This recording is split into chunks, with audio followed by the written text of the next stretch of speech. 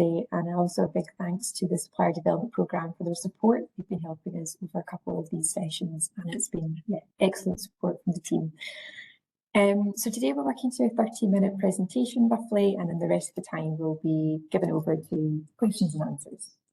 These questions, the question and answer section, of this session will be captured and shared afterwards in writing. So everything that's shared in the chat will be captured and will be answered in full, as fully as possible at this moment in time.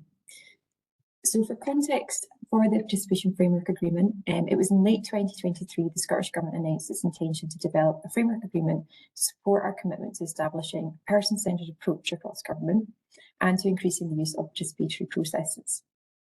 And we're here today to share more information around the development of the framework, which has seen some changes following internal and external feedback, to gain your views on the development of the framework, and also importantly to answer any questions that you may have for us. And this morning, we are particularly keen to seek your feedback and any questions you may have in relation to the development of a specific lot as part of this framework for organisations that work with adults on matters related to race, ethnicity and anti-racism. And as part of this presentation, we'll cover some key information to help inform your understanding of the framework as it currently stands. So just before I move into our agenda for today, for further context, the external feedback we've been working with up until now was through a request for information survey shared through Public Contract Scotland through the prior information notice. And this was earlier in the year, February time. So this was with suppliers who were registered to this framework opportunity at that time. So our agenda for today is going to look at a bit of background for this framework agreement, the rationale behind it, and then we'll move into building understanding of the framework agreement, which will include covering some terminology associated with the framework agreement and outlining key information associated around the procurement process. Then we'll move into questions and answers, and then we'll finally close by touching on some next steps. So to start off on background, so as a government, we are increasingly adopting participatory approaches to involve members of the public in the definition, design and delivery stages of a government decision. And on the left-hand side here, we've got some newspaper clippings and kind of images of reports, etc., trying to exemplify this essentially. So we've done some higher profile, larger scale engagements such as citizens' assemblies. So we had our citizens' assembly on Scotland's Climate Assembly. And we're also currently working through the co-design of our National Care Service as well. But we've also carried out some smaller scale engagements as well. So we're looking at lived experience panels, citizens' duties, and also more embedded forms of participation as well, such as participatory budgeting. And at the Scottish Government, we describe participation as how people get involved in decisions which affect them or are important to them.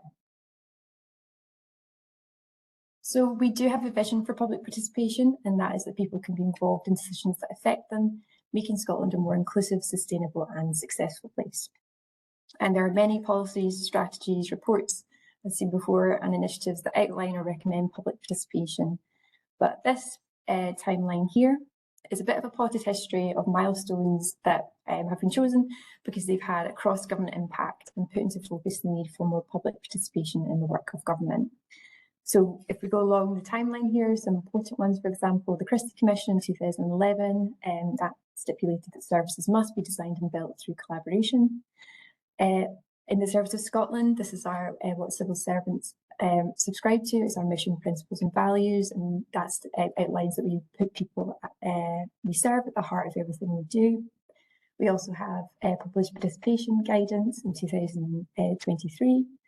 And most pertinent to this framework agreement was the establishment of the Children and Young People's Framework Agreement.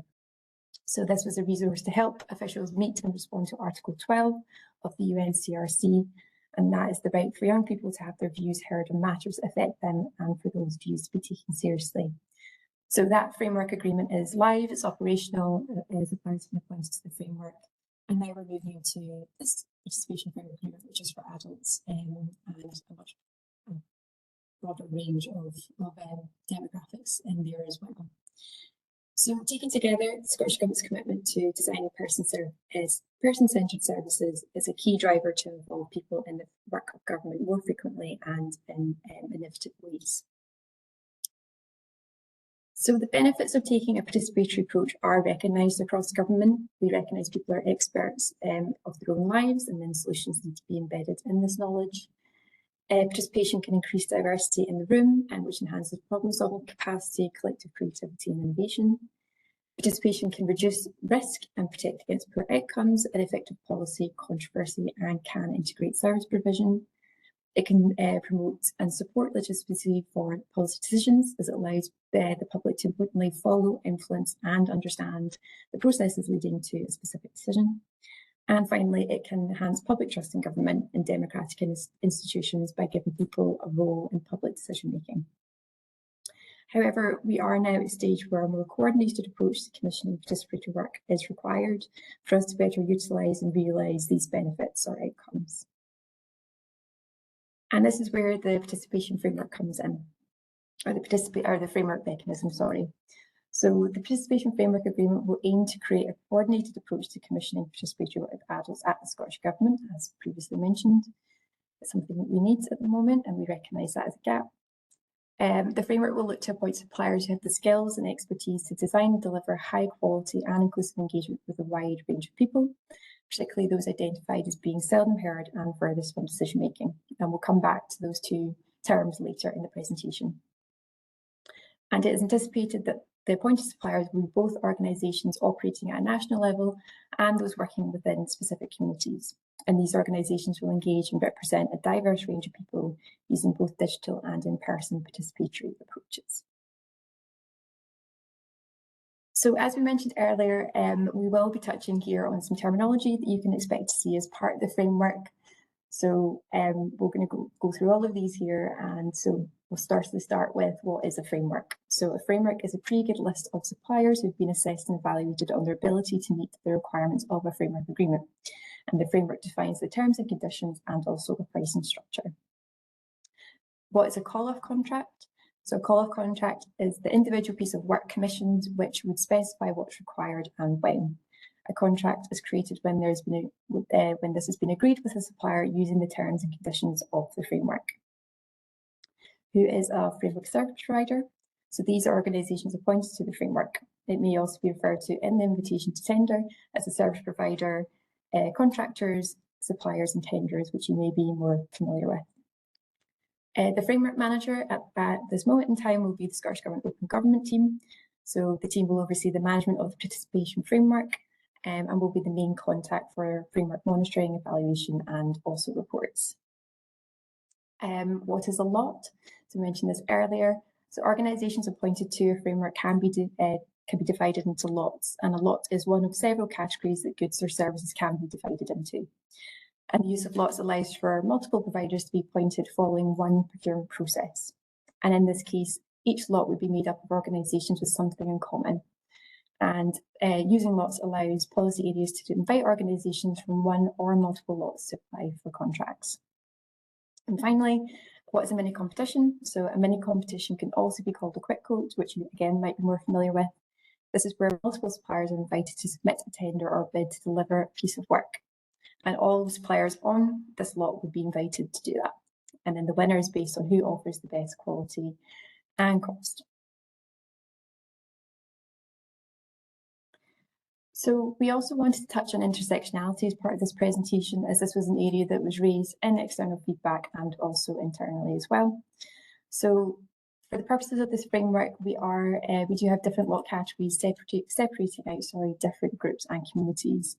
However, this is not intended to preclude an intersectional approach, and we will be encouraging subcontracting, and this approach can support an intersectional approach. We will also be developing a buyer's guide for Scottish Government staff, and this will include information on intersectionality, and also will outline that staff should actively consider intersectionality when developing tender specifications, as this is a really important aspect of participation, public participation especially. And just to clarify what we mean by intersectionality, so the Scottish Government defines intersectionality as a recognition that people are shaped by their simultaneous membership of multiple interconnected social categories. The interaction between multiple social categories occurs within the context of connected systems and structures of power, and this could be laws or policies, for example. A recognition of inequality of power is key to intersectionality. And finally, structural inequalities reflected as a relative disadvantage and privilege are the outcomes of the interaction between social categories, power relations, and contexts. As a result, an individual's experience of inequality being chronic or transitionary, creating a unique lived experience. So alongside the development of buyer's guide for staff to support them to procure services through the framework and intending to include information on intersectionality as part of this throughout, the framework manager will also actively reinforce this message and will be a point of contact throughout the drafting of the specification as well. So again, turning back to these terms that we mentioned earlier, we wanted to cover off again what we mean when we're talking about furthest from decision making and seldom heard. So furthest from decision making, individuals with certain protected characteristics, identities, and or experiences that impact their access to decision making power. This impacts a broad range of individuals, including those who are disabled, from minority ethnic backgrounds, from areas of high multiple deprivation, those part of the LGBTQI+ community, girls and young women. And in terms of seldom heard, this refers to underrepresented individuals who are less likely to be heard by professionals and decision makers. These groups or individuals may need to be treated with particular sensitivity and may be marginalised or dispersed. So seldom heard groups can include mobile populations, vulnerable groups, end of life and carers, and care experienced. However, we wanted to note here that in the specification we use the terms at present furthest from decision making, and seldom heard to describe comparable forms of exclusion. So now we're moving on to the lots. So from external results, there appears to be general support for the lotting approach, and also from work commissioned and carried out by Scottish Government, there seems to be merit to dividing work in this way, with this focus on certain communities with key demographics. So Lot 1 recognises the role of organisations with multiple specialisms, so those that engage with a wide range of people, and Lot 1 will also focus on the use of representative sampling and large-scale methods to carry out inclusive engagement at a general population level. And then Lot 2 to 7 recognises organisations that provide bespoke services to identify groups and define communities with key demographics. And lot categories have been revised following external and internal feedback, so we've expanded the number of lots and also changed some of their kind of wording and context as well. But today we're focusing on Lot 2, so organisations that work with individuals over the age of 18 on matters related to race, ethnicity and anti-racism. And again, over the age of 18 is because there is a Children and Young Persons Framework Agreement already established and in place. So we wanted to make aware at this point that these lots aren't set in stone, and the Lot 2 as well isn't set in stone either. We're open to discussing these and changing where required for the lotting structure to make sense to the sector and how organisations operate. And we'll come back to this at the end of the Q&A, or in the Q&A section, sorry. So these are the lots that we're working towards now. I don't think I will go through them all, but we are covering quite a large area of key demographics and areas that a lot of policy areas are planning to carry out engagement with people. So I think we'll close with intended outcomes for the framework agreement. So these are what we're hoping to achieve as part of putting this in place. So our organisations on the framework will only have demonstrated understanding, expertise and evidence of quality. And as part of this framework agreement, we're also planning to take a mini competition approach, which we mentioned earlier in the terminology section. And a mini competition approach can encourage innovation and creativity. Tailored approaches based on target groups, needs and preferences as part of the framework agreement. We hope this will enable that. So suppliers will have established relationships and will be able to create environments conducive to inclusive participation that ensures the safety and well-being of participants. We hope the framework will support officials to move towards more impactful styles of, or approaches, of participation, such as involving and collaborating. Requirements of suppliers and buyers can be built into the framework process to decrease or remove previous barriers between theory and practice. The framework process will also recognise supplier and buyer expertise and will support collaboration to improve the delivery of participatory engagements. And finally, the development of an evidence bank for staff is something that will be able to come from the framework agreement being in place. So work commissioned through the framework will be captured to reduce duplication of engagement and hopefully support participation fatigue that is often reported across the sector. So on the right-hand side here, this is just outlining the spectrum of participation that is in the guidance, Scottish Government's guidance, which is our participation handbook. So as you might maybe resonate with, government often consults. So that second stage on that spectrum there, and we're hoping the framework agreement will help move policy areas into the more involving and collaborating spaces. And I think, yes, now I'll pass on to Freya, our procurement specialist, who will take you through some key procurement information as part of this framework agreement. So on to you, Freya. Thanks, Nisha. So in this slide, I'll talk through what happens at the call-off level, and that would be once the framework's up and running. So the Scottish Government buyer will contact suppliers by email with a short overview of the project to give them advance notice and gauge their capacity. The buyer will finalise their invitation to tender documents and create a quick quote using Public Contract Scotland, PCS, inviting all the suppliers on the lot and give them around 2 weeks, but we would hope more notice to respond. Suppliers will not need to fill in the single procurement document, which I'll explain in a minute, and technical questions will be streamlined. Suppliers will provide proposals for the piece of work and pricing, and once we've evaluated the responses, the buyer will issue letters to the bidders to let them know the outcome, and any unsuccessful suppliers will be given written feedback. The call-off contract will be awarded on PCS, and that will be publicly available. In the next slide, I'll talk you through the key information about the procurement process and how to bid to be a framework supplier. So the framework will run for a maximum of 4 years, and that will include extension. So it might be 2 years initially, and then it would be extended each year after that. We'll use the single stage open procurement procedure, and the contract notice will be advertised on Public Contract Scotland and find a tender service. I know there's quite a lot of jargon in this presentation, but these slides will be shared, so if there is bits of information you're not sure about, you'll be able to look some of this up afterwards.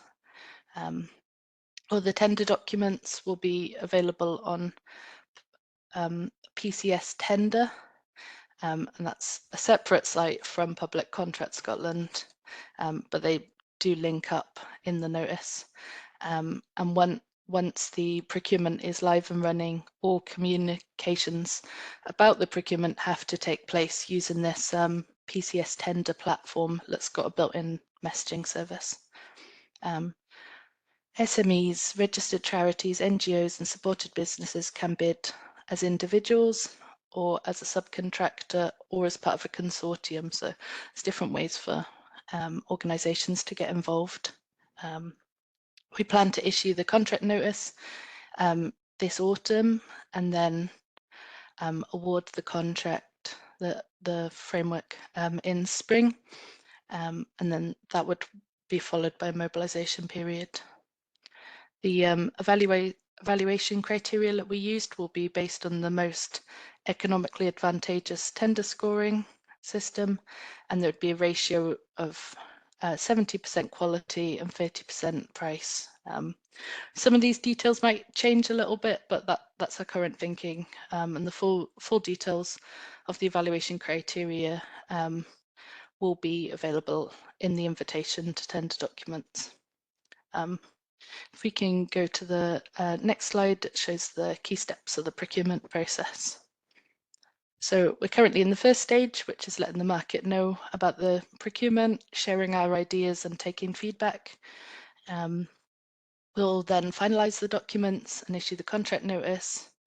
There'll be a tender period followed by evaluation, and this will really depend on how many bids we get back, how long that is.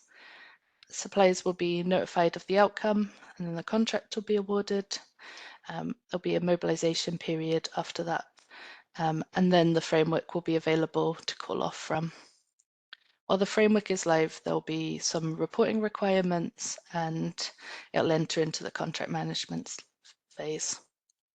So as part of the tender response, service providers will be required to complete the single procurement document, which I mentioned earlier. The SPD Scotland is a standardised set of questions that allow us to identify qualified and experienced organisations. In addition to covering basic company information and criminal convictions, we'll also include minimum insurance levels, economic and financial standing requirements. This is usually using financial ratios, and previous experience. Separate SPDs will be required for any known subcontractors that will be involved in delivering the framework, and there'll be a mini section you can download to get subcontractors to complete and submit as part of your bid. Tenderers must commit to pay the real living wage, pay subcontractors within 30 days, and provide a plan about responding to the climate emergency. Next slide, please. This slide shows the documents that will be published as part of the invitation to tender pack. So you can expect to find a document with instructions to tenderers. It's important to read this one because they can change from procurement to procurement. A number of schedules. One of the key ones is the specification, and that details the requirements, and there'll be separate specifications for each lot. It will include reporting requirements like key performance indicators. There'll be a section to register who will be your subcontractors, and schedules outlining data protection and cybersecurity requirements. You'll also find the evaluation and award criteria document. There'll be technical questions, which will vary between different lots, but they will all include Scottish Government procurement policy questions around Fair Work First, climate emergency, and community benefits. We'll also include a pricing schedule for you to fill out. The pricing evaluation at the framework level is likely to use maximum day rates, and this would have it so that there would be different job roles or job families, for example, management or admin staff, and the rate that you would put in at this point would be the maximum you'd be able to charge in subsequent call-off contracts. Then at the call-off level, when you're bidding for a specific piece of work, your staff rates would be capped to the framework level. You proposed, however, you could also improve on these rates to be more competitive, and also at the call-off level, you would include your fixed prices, for example, if you needed to hire a venue or buy specific supplies that were relevant to that project. So within the ITT pack, we'll also include the Scottish Government terms and conditions as well. Next slide, please. So on this slide, we pulled together some questions that you might have. So who will use the participation framework? The participation framework will be for Scottish Government use only. So it's not a national contract, it will just be for Scottish Government projects. It's not mandatory for Scottish Government staff to use this framework. However, we will strongly encourage it. And some information about the reporting requirements for the supplier. So you would engage with the Open Government team through contract management meetings. complete and submit progress reports that would include reporting on key performance indicators, participate in an annual evaluation of the framework. And this is to support us to improve and keep track of what's been taking place once the framework's live.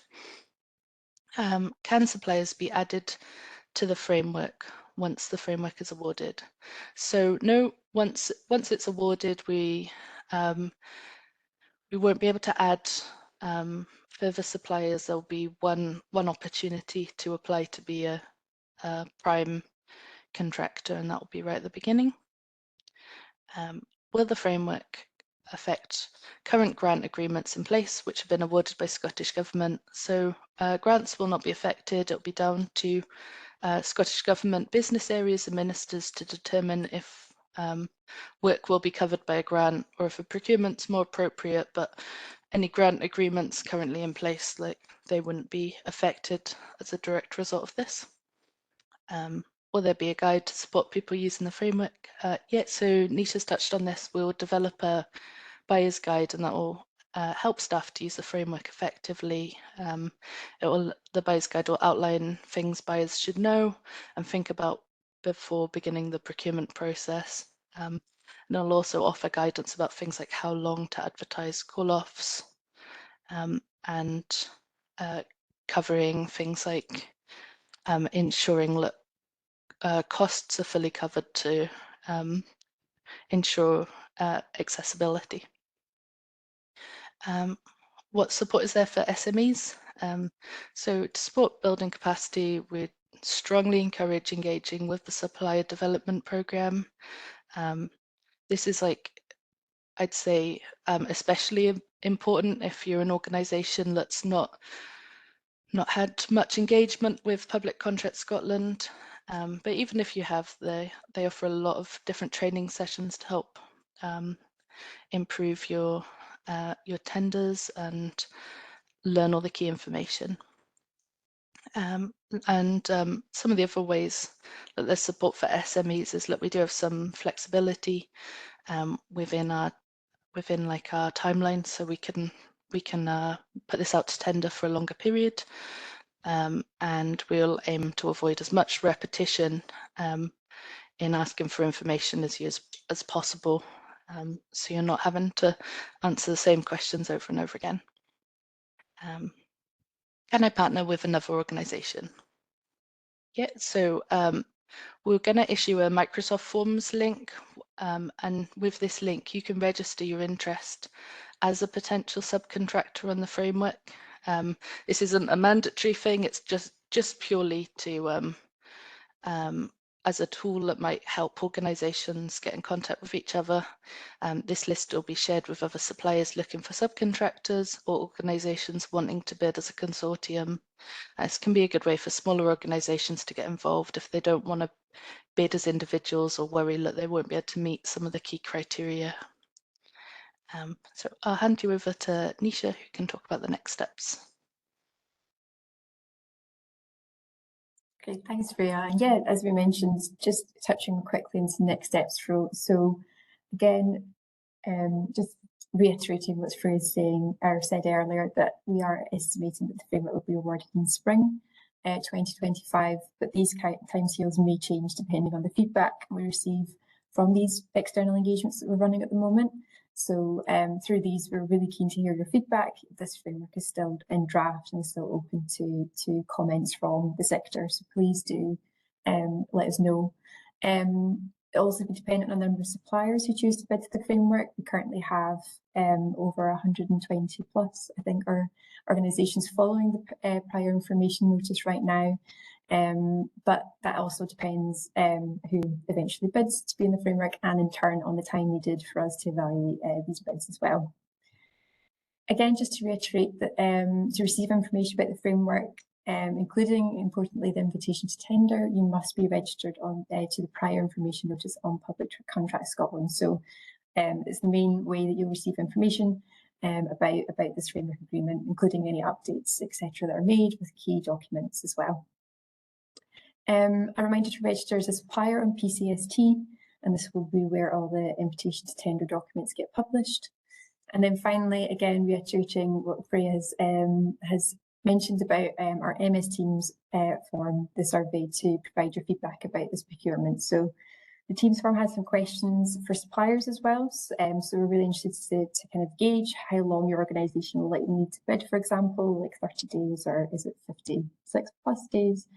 And the survey is also where you can detail your information if you're interested in being a subcontractor. But again, this isn't the only way that you can do this. This is just kind of notifying us, or a bit of an awareness for us to know who these might be at the moment.